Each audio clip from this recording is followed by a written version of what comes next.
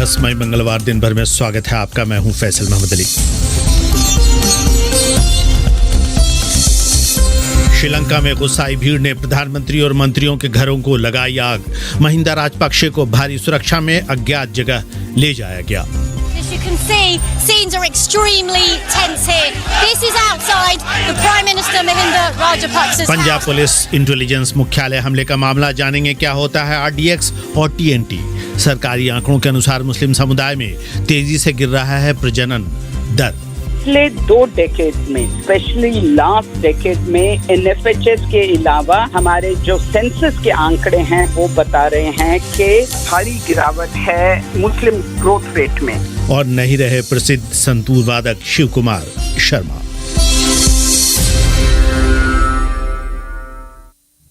BBC समाचार। Ferdinand Marcos junior Philippines के राष्ट्रपति का चुनाव जीत गए हैं। वो देश के पूर्व तानाशाह के बेटे हैं। उनके पिता को 1986 में व्यापक प्रदर्शनों के बाद सत्ता से बेदखल होना पड़ा था। हालांकि ताज़ा चुनाव में फर्डिनेंड ने अपने पिता के काल को देश का सुनहरा युग करार दिया। चुनाव में उन्हें अपने निकटतम प्रतिद्वंदी लेनी रॉब्रेडो से 2 गुना वोट हासिल हुए। नवनिर्वाचित राष्ट्रपति पद के उम्मीदवार ने देश में एकता लाने का वादा किया है, लेकिन उनके विरोधियों का कहना है कि ऐसा कर पाना बेहद मुश्किल होगा। यूक्रेन का कहना है कि रूस के जारी हमलों के बीच अभी भी मैरियोपोल के अज़ोवस्टाल स्टील वर्क्स में कम से कम 100 नागरिक फंसे हुए हैं। उसी स्थान में 1000 से अधिक यूक्रेनी सैनिक भी मौजूद हैं। रूस ने पूर्वी दोनबास क्षेत्र में थोड़ी बढ़त हासिल की है, लेकिन उत्तर में उन्हें यूक्रेनियों से करारा जवाब मिल रहा है। पश्चिम में उन्होंने ओडेसा के बंदरगाह को निशाना बनाया है। वहां रात में हुए एक मिसाइल हमले में एक व्यक्ति की मौत हो गई। संयुक्त राष्ट्र का अनुमान है कि आम लोगों की मौत की संख्या आधिकारिक 3000 के आंकड़ों से काफी ऊपर है। अफगानिस्तान के काबुल में महिलाएं सड़कों पर निकलकर तालिबान के हुक्म का विरोध कर रही हैं। तालिबान ने महिलाओं से कहा है कि सार्वजनिक स्थानों पर उनका चेहरा और पूरा शरीर ढका होना जरूरी है। दर्जनों महिलाओं ने, जिनके चेहरे खुले थे, काबुल की सड़कों पर जमा होकर इंसाफ का नारा बुलंद किया। बाद में तालिबान के कार्यकर्ताओं ने उन्हें रोक लिया। उन लोगों ने पत्रकारों को भी इस पूरी घटना के फिल्म बनाने से मना किया। साल 2021 अगस्त में सत्ता पर कब्जा करने के बाद तालिबान ने कई तरह के महिला विरोधी हुक्म जारी किए हैं। सोमवार को वॉल स्ट्रीट मार्केट के बाद एशियाई शेयर बाजार में पिछले 2 सालों की सबसे बड़ी गिरावट दर्ज की गई है। हांगकांग में शेयर बाजार की कीमतों में 4% से अधिक की गिरावट आई। हालांकि बंद होने से पहले थोड़ा सुधार देखा गया। जापान, दक्षिण कोरिया और ऑस्ट्रेलिया में भी बाजार धीमा रहा। हालांकि चीन के शेयर बाजार में सरकार की मदद के आश्वासन के बाद थोड़ा सुधार देखा गया। इन सब का असर बिटकॉइन क्रिप्टो करेंसी पर भी पड़ा, जो पिछली जुलाई के बाद $30,000 के अंक पर चला गया। बाद में उसमें कुछ बेहतरी दर्ज की गई। विश्व स्वास्थ्य संगठन ने शराब उद्योग पर आरोप लगाया है कि वो अपने उत्पाद की बिक्री बढ़ाने के लिए विज्ञापन के नियमों को ताक पर रख देती है। उसका असर युवाओं और उन लोगों पर पड़ रहा है जो भारी मात्रा में शराब का सेवन करते हैं। संगठन के रिपोर्ट में कहा गया है कि उनकी मार्केटिंग टेक्निक में स्पोर्ट्स स्पॉन्सरशिप डील्स और टीवी और फिल्म्स में प्रोडक्ट प्लेसमेंट शामिल है। WHO का कहना है कि वो क्रॉस बॉर्डर मार्केटिंग के माध्यम से कई मुल्कों के कड़े नियमों से बच निकलते हैं। एक स्टडी में पाया गया है कि अमेरिका में शराब उद्योग के इश्तेहार का 90% खर्च प्रोडक्ट प्लेसमेंट और सोशल मीडिया प्रमोशन पर होता है। दुनिया भर में शराब के सेवन और उससे हुए नुकसान से सालाना 30 लाख लोगों की मौत हो जाती है। BBC समाचार।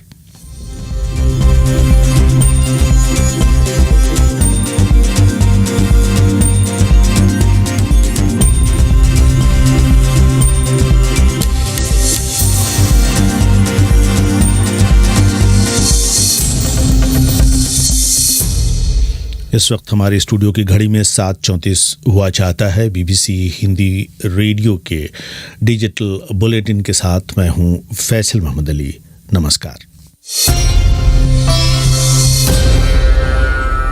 जाने माने संतूर वादक शिव कुमार शर्मा नहीं रहे। उनके जीवन के पहलुओं से रूबरू होंगे आंखें, लेकिन सबसे पहले बात श्रीलंका की।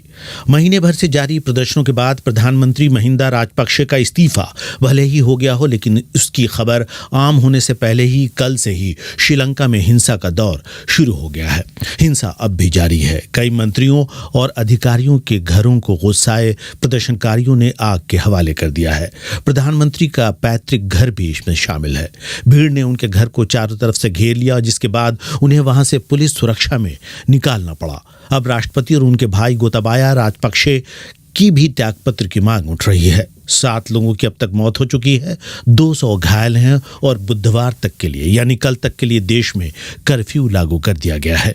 बीबीसी संवाददाताओं की भेजी रिपोर्टों का सार सुना रही हैं सुशीला सिंह। श्रीलंका में जहां महिंदा राजपक्षे के घर के बाहर गुस्साई भीड़ उन पर हमला करने के लिए उतारू थी, वहीं इस बीच उन्हें भारी सुरक्षा के बीच सुबह किसी अज्ञात जगह पर पहुंचा दिया गया है। कई जगह से ऐसी खबरें आ रही हैं कि उन्हें उत्तर पूर्वी श्रीलंका के एक नौसेना के ठिकाने पर रखा गया है। उत्तर पूर्वी श्रीलंका वही इलाका है जहां कभी तमिल मूल के लोग अपने आज़ाद देश की स्थापना करना चाहते थे और इसी का खात्मा करके साल 2009 में राजपक्षे श्रीलंका के हीरो माने जाने लगे थे। बीती रात को उग्र भीड़ ने दक्षिणी श्रीलंका में स्थित हम्बनटोटा के एक गांव में राजपक्षे परिवार के पैतृक घर को आग लगा दी। समाचार एजेंसी एफपी के मुताबिक महिंदा राजपक्षे के निवास स्थान पर कल कम से कम 10 पेट्रोल बम फेंके गए। हजारों की भीड़ उनके घर पर हमला करते हुए दिखी, जिन्हें काबू में करने के लिए पुलिस को बहुत सी मुश्किलों का सामना करना पड़ा और आंसू गैस के गोले तक छोड़ने पड़े। बीबीसी संवाददाता रजनी वैद्यनाथन कोलंबो में मौजूद हैं। You can see scenes are extremely tense here. This is outside the Prime Minister Mahinda Rajapaksa's house. इसके अलावा सत्ताधारी दल के कई सांसदों और अधिकारियों के घर पर भी आगजनी हुई। राष्ट्रपति गोताबाया राजपक्षे के घर के पास भी आग लगाए जाने की घटना हुई। हालांकि उन्होंने प्रधानमंत्री और भाई महिंदा राजपक्षे का इस्तीफा स्वीकार कर लिया है, लेकिन इससे देश की बदहाल हुई अर्थव्यवस्था और उसमें राजपक्षे परिवार की कथित भूमिका को लेकर जनता का गुस्सा कम होने का नाम नहीं ले रहा। अब राष्ट्रपति के इस्तीफे की मांग भी उठने लगी है। आधा दर्जन से अधिक लोगों की मौत हो चुकी है और कम से कम 190 लोग घायल हैं। बीबीसी तमिल सेवा के संवाददाता एम मणिकंदन और रंजन अरुण प्रसाद के अनुसार हिंसा में तेजी सोमवार दोपहर से आई, जब लोग हाथों में तार, लाठियां और दूसरी हमला करने वाली चीजें लेकर एक बड़ी भीड़ गाले फेस ग्रीन की तरफ बढ़ी। ये वो स्थान है जहां पिछले कुछ सप्ताह से सरकार विरोधी प्रदर्शन जारी हैं। जिस भीड़ का बीबीसी संवाददाता ने जिक्र किया वो महिंदा राजपक्षे के समर्थक बताए जाते हैं, जो उनसे पहले मिलकर आए थे, जिसके बाद उन्होंने प्रदर्शनकारियों पर हमला कर दिया। बीबीसी से बात करते हुए वकील और सामाजिक कार्यकर्ता भवानी फोंसेका ने कहा, There were thugs associated with the government who basically attacked the peaceful protesters. वो सब सरकार से जुड़े हत्यारे थे जिन्होंने शांतिपूर्वक प्रदर्शन कर रहे लोगों पर हमला कर दिया। अब हिंसा ने नया रुख अख्तियार कर लिया है। हमने जो प्रदर्शन शुरू किए थे वो शांति के लिए थे, जिसका मकसद सरकार में बदलाव लाना था। कल की हिंसा में एक सांसद की भी जान गई, जिसने पुलिस के अनुसार अपनी गाड़ी के घिर जाने पर पहले 2 गोलियां चलाई, फिर खुद को गोली मार ली। भीड़ पर काबू पाने के लिए सुरक्षा बलों को आंसू गैस के गोले छोड़ने पड़े और तेज पानी की बौछार छोड़नी पड़ी। बीबीसी संवाददाता अनबरासन इथिराजन का कहना है कि कोलंबो एयरपोर्ट से शहर जाने वाली सड़क पर हथियार, लाठियां और लोहे की छड़ लिए लोग बैठे हैं। पुलिस और सुरक्षा बल कहीं दिख नहीं रही है। श्रीलंका में 1948 के बाद जब से उसे आज़ादी हासिल हुई, उसके बाद सबसे बदहाल अर्थव्यवस्था इस वक्त मौजूद है और वहाँ काफ़ी समय से विरोध प्रदर्शन हो रहे हैं। कल वो हिंसक हो गए, जबकि पूर्व राष्ट्रपति महिंदा राजपक्षा से मिलने गए उनके समर्थक और उसके बाद आकर उन्होंने प्रदर्शनकारियों पर हमला किया, फिर हिंसा बढ़ने लगी। द्वारका भाटक कहते हैं कि जहां परिवारवाद होगा वहां ऐसे ही संकट आएंगे और भ्रष्टाचार जो है वो पनपेगा। वहीं मांगी लाल लखाड़ा का कहना है कि राजपक्षे परिवार ने तमिलों को मरवाया था, उसकी सज़ा मिल रही है। देश के पश्चिमी हिस्से में लखाड़ा साहब मुसलमानों की बड़ी तादाद में वहाँ कत्लेआम हुआ था, जिसका जिक्र शायद आपको कम जगह पढ़ने को मिलेगा। एक बातचीत सुनेंगे बीपीएससी परीक्षा में शामिल होने वाली परीक्षार्थियों की कि किस तरह से वो कहती हैं कि उनकी ज़िंदगी में एक तरह की अनिश्चितता आ गई है पर्ची लीक होने की घटना के बाद। लेकिन सबसे पहले बात पंजाब के मोहाली में देर शाम यानी कि कल खुफिया विभाग के मुख्यालय पर हमला हुआ, जिसके बाद सीमावर्ती राज्य में सुरक्षा व्यवस्था पर कई तरह के सवाल खड़े हो रहे हैं। मामले को राजनीतिक रंग देने की कोशिश भी हो रही है। राज्य के पुलिस प्रमुख ने कहा है कि हमला किसी वैसे हथियार से किया गया जिसे किसी उड़ती हुई चीज के माध्यम से वहां भेजा जा सकता था, जिसके लिए उन्होंने प्रोजेक्टाइल शब्द का इस्तेमाल किया। बात केंद्र के भीतर आने वाली जांच एजेंसी NIA को मामला सौंपने की भी हो रही है। चंडीगढ़ से इस वक्त मेरे साथ टेलीफोन लाइन पर जुड़े हैं BBC संवाददाता अरविंद छाबड़ा।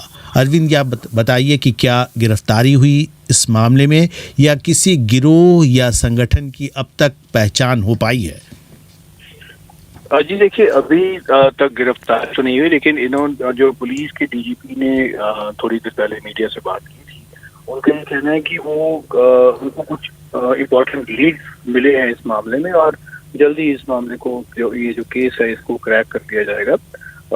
आज जो है NIA, जैसे आप बता रहे हैं कि NIA की टीम यहाँ पहुंची थी जांच करने के लिए। हालांकि जो इन्वेस्टिगेशन है वो NIA को शायद ना भी दी जाए, इस तरह के इंडिकेशन भी मिल रहे हैं, क्योंकि वो जॉइंट इन्वेस्टिगेशंस भी की जा सकते हैं। और पंजाब पुलिस का ये दावा है कि उन्हें काफी इम्पोर्टेंट इनपुट्स मिले हैं, जैसे कि उन्हें ये पता लगा है कि एक सफेद रंग की स्विफ्ट गाड़ी थी जिसमें जो सस्पेक्ट हैं वो देखे गए थे, तो उनकी तरफ इशारा किया है। कोई ग्रुप इस तरीके का नहीं अभी बताया है, इसके बारे में कोई भी पुख्ता जानकारी तो नहीं है, लेकिन ये जरूर बताया है कि जो उस समय अटैक किया गया था वो उसका इम्पैक्ट इसलिए कम आया क्योंकि वो जो प्रोजेक्टाइल थी, जैसे बताया जा रहा है कि जैसे चर्चा भी है कि शायद ये रॉकेट प्रोपेल्ड ग्रेनेड अटैक हो सकता है, तो वो जो इम्पैक्ट था वो इंटेलिजेंस की जो इमारत है उसकी दीवार पे जाके लगा, इस वजह से जो इम्पैक्ट है उसका कम आया।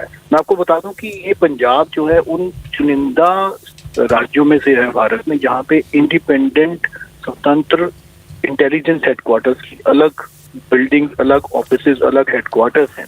बहुत ही कम ऐसे राज्य हैं, क्योंकि पंजाब, जैसे हम जानते हैं कि पंजाब ने 1980 और 90 के दशक में जो जिस तरीके का माहौल दिखा था, हिंसा और सब कुछ अलगाववाद का माहौल देखा था, उसके बाद ये ऐसी जरूरत समझी गई कि इंटेलिजेंस यहाँ पे बहुत जरूरी है, बॉर्डर भी लगता है, तो अलग से हेडक्वार्टर्स बनाया गया, अलग से यहाँ बहुत ही इस पर खर्चा किया गया, इंफ्रास्ट्रक्चर डेवलप किया गया।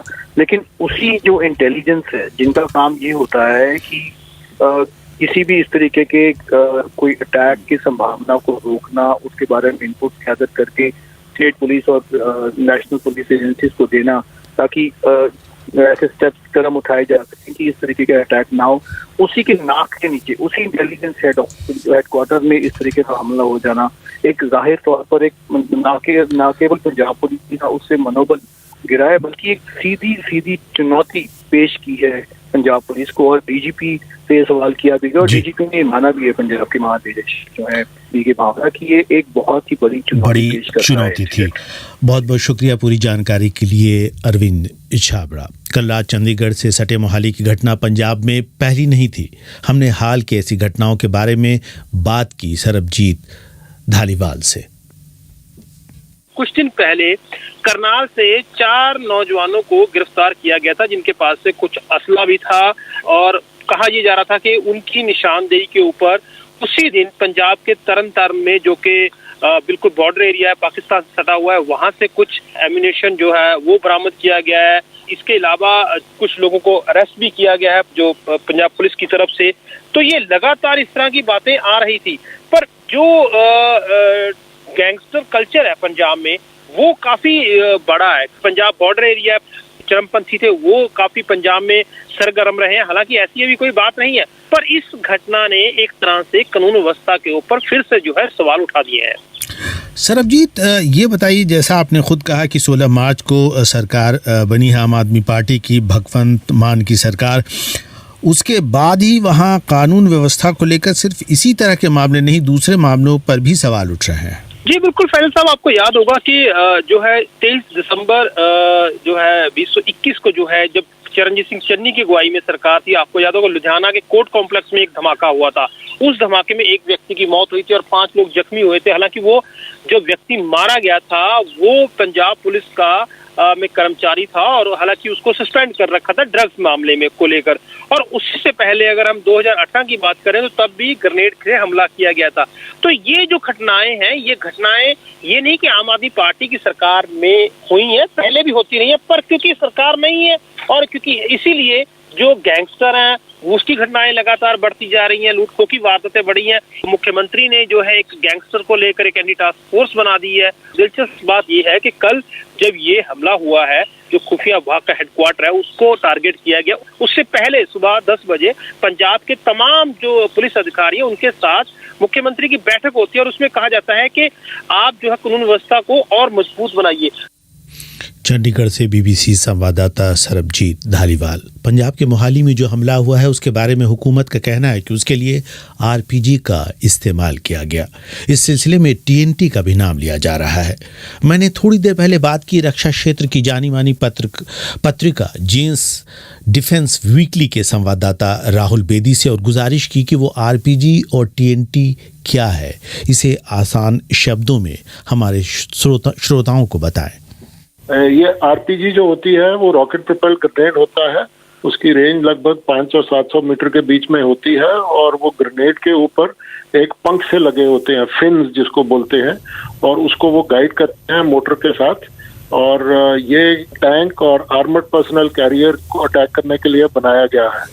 और हालांकि आज की जो टैंक और आर्मर्ड पर्सनल कैरियर हैं उनमें काफ़ी आर्मर है, उनमें काफ़ी प्रोटेक्शन है, मगर फिर भी उसको डैमेज कर सकता है जहां वो जॉइंट होते हैं ये आर्मर्ड पर्सनल कैरियर और टैंक में। अगर उसको अटैक करे तो उसको थोड़ा बहुत डैमेज पहुंचा सकता है और बैटलफील्ड पर ये उसका मुकाबला काफी हद तक कर सकता है। आरपीजी पिछले 10, 15, 20 सालों में ये मिलिटेंसी में काफी हद तक इसका इस्तेमाल हुआ है और इसकी अवेलेबिलिटी जो है ये ग्रे मार्केट में काफी हद तक बढ़ी है। और जो मिलिटेंट ग्रुप, टेररिस्ट ग्रुप दुनिया भर के हैं वो ये आरपीजी को चाहते हैं और आरपीजी चलाते हैं, क्योंकि इससे जो सिविलियन टारगेट्स पर डैमेज काफी किया जा सकता है आरपीजी के साथ। और ये सिर्फ टैंक और आर्मर्ड पर्सनल कैरियर तो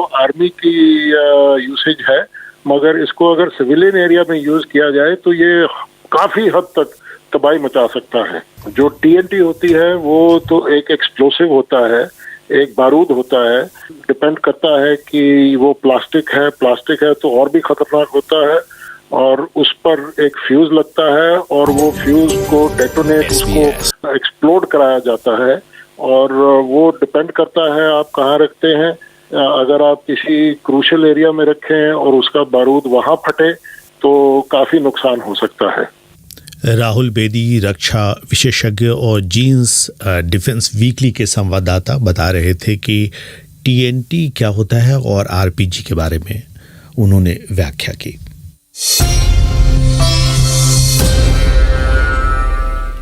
अंजलि और सोनी कुमारी इस बार की बीपीएससी परीक्षा में शामिल हुई थीं, लेकिन उसका पर्चा लीक हो गया। अब उसकी जांच की बात कही जा रही है। साथ ही वो कहती हैं कि उनकी जिंदगी उनके शब्दों में थम सी गई है। एक अनिश्चितता का माहौल है। पटना में विष्णु नारायण ने उनसे पर्चा लीक होने की घटना के बाद बातचीत की।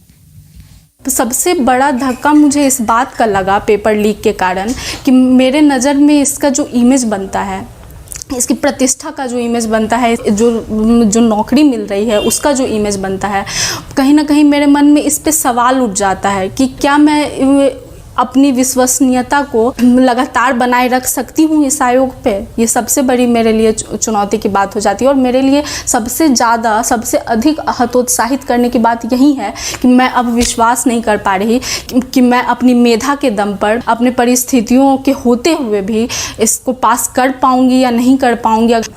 मेहनत की लूट सबसे खतरनाक नहीं होती, पुलिस की मार सबसे खतरनाक नहीं होती। सबसे खतरनाक होता है मुर्दा शांति से भर जाना, सबसे खतरनाक होता है सपनों का मर जाना।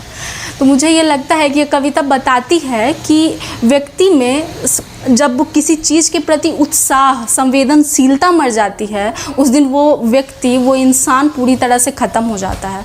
और अगर धैर्य एक लेवल तक ही शोभा देता है, अगर उससे एवव चला जाता है तो हर व्यक्ति धाराशायी होकर नीचे आ जाता है। मैं सरकार से यही अपेक्षाएं रखती हूँ और मैं यही चाहती हूँ कि वो लोग स्टूडेंट को समझने की कोशिश करें और ख़ासकर महिलाओं को समझने की कोशिश करें।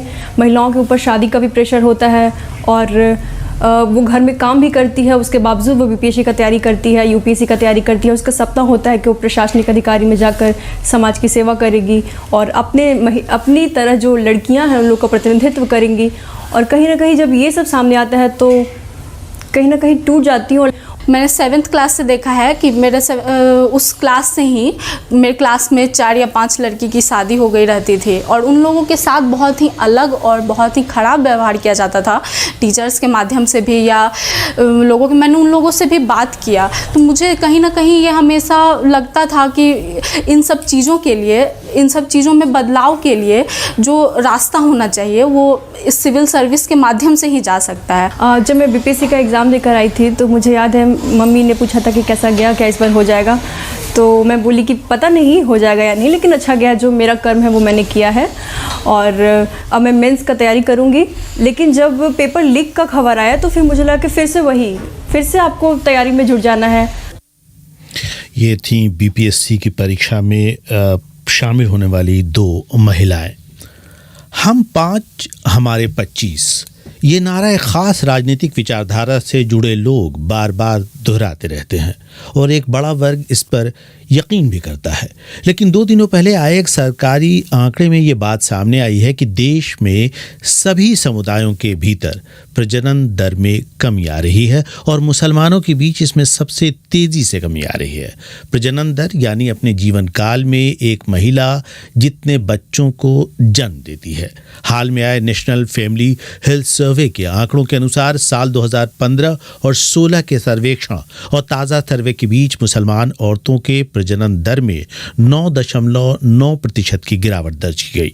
हालांकि दूसरे समुदाय के मुकाबले 2.36 की दर अभी भी अधिक है, लेकिन इन आंकड़ों में भी दक्षिणी और उत्तरी सूबों में काफ़ी फर्क पाया गया है। यानी कि तमिलनाडु में मुस्लिम महिलाओं की जो प्रजनन दर है वो उत्तर प्रदेश में जो मुस्लिम महिलाएं हैं उनसे काफ़ी उसमें फ़र्क है। हमारी सहयोगी सुशीला सिंह ने 2019 और 21 के इस सर्वे पर पॉपुलेशन फाउंडेशन ऑफ इंडिया की एग्जीक्यूटिव निदेशक पूनम मुट्रेजा से बात की। 1950 के डेकेड में भारत का TFR लगभग 6 था। इसके मौजूदा स्तर पर लाना एक महत्वपूर्ण उपलब्धि है और इस उपलब्धि का क्रेडिट भारत की जनता के साथ साथ सक्सेसिव गवर्नमेंट, पहले की सरकार, अब की सरकार, विशेषकर जो ब्यूरोक्रेसी है उसको जाना चाहिए। ये चेंज बदलती एस्पिरेशंस का एक, मैं कहूंगी कि प्रतीक है, खासकर उन महिलाओं में जो कम बच्चे पैदा करने में समझदारी देख रही हैं। हालांकि NFHS के आंकड़ों से पता चलता है कि महिलाएं 2 से कम बच्चे पैदा करना ही नहीं चाहती, लेकिन परिवार नियोजन सेवाओं तक उनकी पूरी पहुंच नहीं है। ये समझने की भी जरूरत है कि शिक्षा से बेहतर कोई कॉन्ट्रासेप्टिव नहीं है, मतलब गर्भ निरोधक गोली कोई नहीं है। हमें परिवार नियोजन तक यूनिवर्सल एक्सेस को सुनिश्चित करना होगा और इसकी बहुत ही आवश्यकता है। जी मैम, यहाँ पे भी आपने कॉन्ट्रासेप्शंस की बात की तो ये देखा जा रहा है कि अभी भी महिलाओं पर दबाव है, क्योंकि आंकड़े ये बताते हैं कि महिलाएं ज्यादा नसबंदी करा रही हैं पुरुषों के मुकाबले, ऑल्दो कंडोम का इस्तेमाल जो है वो बढ़ा है। तो इसे आप किस तरह से देखते? मैं ये कहूंगी कि सारी जिम्मेदारी अभी भी महिलाओं पे है गर्भ नियोजक की, और जो हम देख रहे हैं आंकड़े NFHS में, इतनी ज्यादा स्टेरिलाइजेशन वो केवल महिलाएं करा रही हैं, पुरुष सिर्फ 0.3% करा रहे हैं। तो पुरुषों ने तो जिम्मेदारी महिलाओं के कंधे पे और सोसाइटी ने महिलाओं के कंधे पे पूरी छोड़ दी है। और ये जो कॉन्डम में इंक्रीज हुई है, हाँ उसमें थोड़ा बहुत पुरुषों को क्रेडिबिलिटी स्टेबिलिटी दे जा सकती है, बट द फैक्ट के नसबंदी जो परमानेंट मेथड 70% महिलाएं कराती हैं, उनमें सिर्फ 0.3%, 1% भी पुरुषों की गिनती नहीं हो रही। दूसरा ये भी हमें मालूम है कि NFHS के सर्वे में ही पुरुषों ने कहा है, 40% मेन कहते हैं ये पूरी महिला की जिम्मेदारी है। ये एकदम अनफेयर है और सही नहीं है। और कॉन्डम यूज इंक्रीज हुआ है, इसकी हमें वेलकम करना चाहिए। अगर बात करें नेशनल फैमिली हेल्थ सर्वे 5 की, तो इसमें ये देखा जा रहा है, जो आपने भी देखा होगा, कि सभी समुदाय में, सभी धर्मों में जो है प्रजनन दर में कमी देखी गई है, लेकिन जो चर्चा हो रही है सिर्फ मुसलमानों को लेकर हो रही है। इस पर आप क्या कहेंगी? ये पॉलिटिक्स है, ये राजनीति हो रही है, और ये जो मिस इन्फॉर्मेशन बहुत दिनों से आगे आ रहा था, मुझे मालूम नहीं क्यों मीडिया में और पॉलिटिकल स्तर पे इतनी होती है, क्योंकि पिछले 2 डेकेड्स में, स्पेशली लास्ट डेकेड में, NFHS के अलावा हमारे जो सेंसस के आंकड़े हैं वो बता रहे हैं कि भारी गिरावट है मुस्लिम ग्रोथ रेट में। तो हमें इसको वेलकम करना चाहिए और सेलिब्रेट करना चाहिए। और रिलीजन के कारण फैमिली प्लानिंग लोग लेते हैं या नहीं लेते, ये नहीं है। It is how much is your income, आपका एजुकेशन लेवल क्या है। सेवाएं पिछड़े इलाकों में बहुत कम मिलती हैं। इंडिया का TFR अब 2 है, और जो मुस्लिम्स हैं उनका शार्पेस्ट डिक्लाइन ड्रॉप हुआ है। TFR 2.36 हो गया है। जैसे मैं आपको एक और उदाहरण देती हूँ, जो हिंदू महिलाएं हैं या परिवार हैं यूपी में, उनका TFR 229 है, वाइल तमिलनाडु में मुस्लिम महिलाओं का TFR 1.93 है। तो अब आप इसको रिलीजन से कैसे जोड़ेंगे? इसको गुड गवर्नेंस, अच्छी सेवाएं, एजुकेशन लेवल्स और इनकम लेवल से पे निर्धारित है। Educated women have fewer children. जो अनएजुकेटेड महिलाएं हैं, और एजुकेशन और इनकम में भी मुस्लिम समुदाय में थोड़ी इनइक्वालिटी है। तो ये इसके करके है numbers, not because of religious reason. Poonam Muttreja, हम जानते हैं कि भारत में जनसंख्या एक बड़ा राजनीतिक मुद्दा है।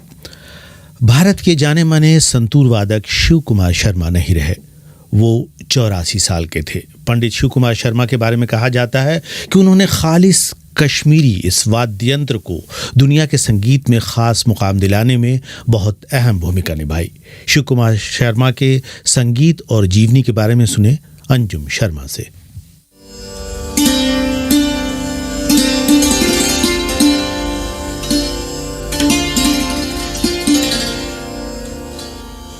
करीब 12 साल पुरानी बात है।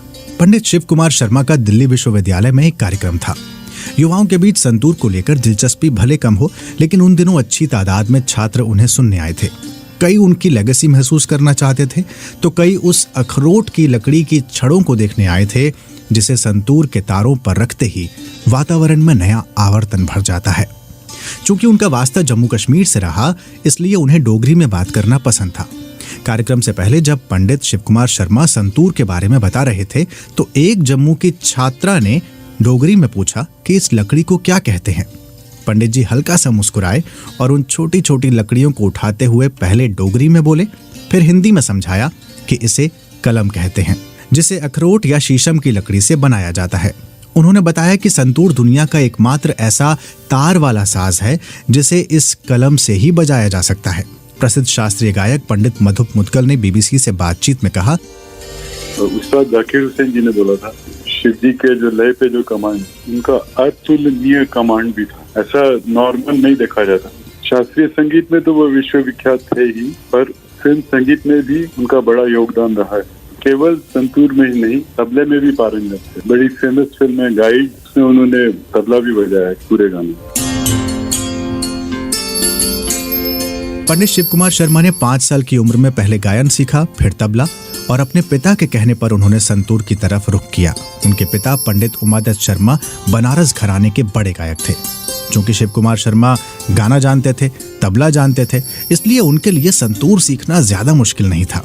मुश्किल था तो जम्मू कश्मीर की संस्कृति में बसे इस प्राचीन शततंत्री वाद्य यानी 100 तार वाले वाद्य की तरंग को दुनिया भर के दिलों तक पहुंचाना। वो कहते हैं कि संगीत केवल मनोरंजन नहीं है, बल्कि उससे कहीं ज्यादा की चीज है। हमारे भारत में संगीत की जो शुरुआत हुई थी तो वो मनोरंजन था एक प्रकार का, लेकिन वो जिसको कहते हैं कि वो रूह को ताजगी देता है, वो मनोरंजन हुआ कह लीजिए। लेकिन जो शुरुआत संगीत की हुई है वो आध्यात्म से हुई है। पंडित शिव कुमार शर्मा को नौकरी पसंद नहीं थी और उनके पिताजी को उनका नौकरी पसंद न होना पसंद नहीं था, इसलिए पंडित शिव कुमार शर्मा मुंबई चले गए।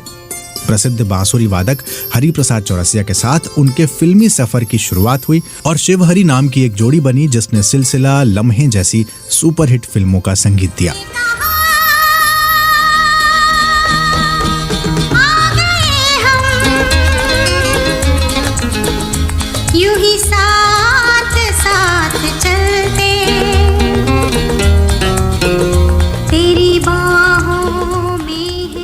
वो अपनी सृजनशीलता के लिए काफी विख्यात थे।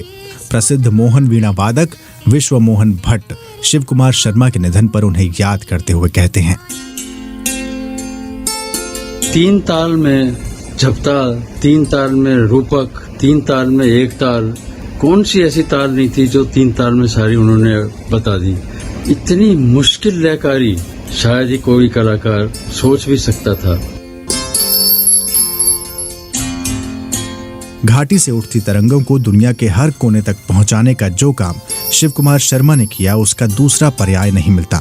उनके लहराते घुंघराले बाल और उंगलियों की थिरकन ने शास्त्रीय संगीत और लोक संगीत को एक धरातल पर लाने का काम किया, जिस पर बैठकर पहाड़ों से दूर कोई भी पहाड़ों को महसूस कर सकता था। कार्यक्रम का तकनीकी पक्ष संभाला राजेश चौहान ने। नमस्कार।